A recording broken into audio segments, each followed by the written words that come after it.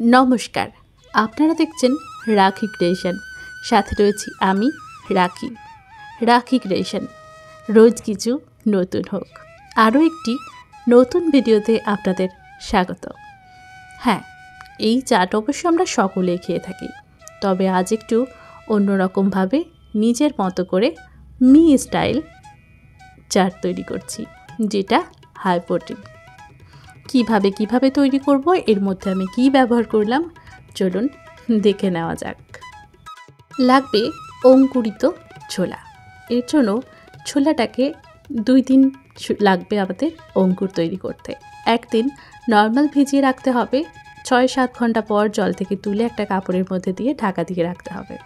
এখন সেই ছোলার মধ্যে অঙ্কুর হয়ে গেছে। এবার অঙ্কুরিত ছোলাগুলোই তৈরি হবে চাট। বানানোর আগে ছোলাগুলোকে ভালো করে পরিষ্কার করে ধুয়ে নিয়েছি। এরপর পেঁয়াজ কুচো, টমেটো কুচো, শসা কুচো, ধনেপাতা কুচো, কাঁচা লঙ্কা কুচো, আদা কুচো, এই সমস্ত একসাথে পরিমাণ বুঝে আপনার যেমনটা পছন্দ তেমনটা দিয়ে দেবেন। একটু বাদাম দিয়ে দিলাম, চাইলে শুকনো ছোলাও ব্যবহার করতে পারেন, তবে আমি এখানে দিলাম না। এবার পরিমাণ বুঝে বিট লবণ বা পিঙ্ক সল্ট দিয়ে দিতে পারেন।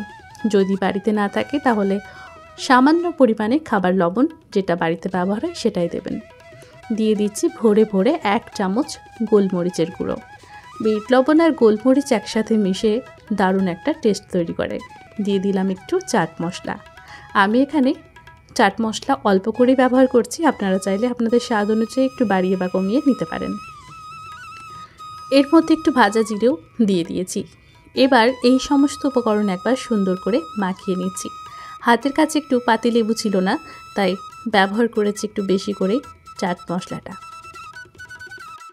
নচেত চাট মশলাটা দেওয়ার কিন্তু কোনো প্রয়োজন ছিল না।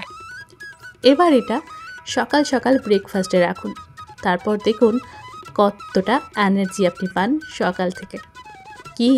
কেমন লাগলো এই হেলদি চাটের রেসিপিটা? আমি কিন্তু তৈরি করলাম আমার মতো করে। আপনারা কেমন পছন্দ করেন সেটি একটু কমেন্ট করে জানান শুনি। আমাদের চ্যানেল থেকে প্রত্যেক দিন দুপুর 3টের ইউটিউবে নতুন ভিডিও পাবলিশ করা হয়, তাই রাখি ক্রিয়েশনের চোখ রাখতে একদম ভুলবেন না। আর পুরনো ভিডিওগুলো দেখার অনুরোধ রইল। চ্যানেলটিকে সাবস্ক্রাইব না করে থাকলে ঝটপট সাবস্ক্রাইব করে আমাদের বন্ধু হয়ে যান।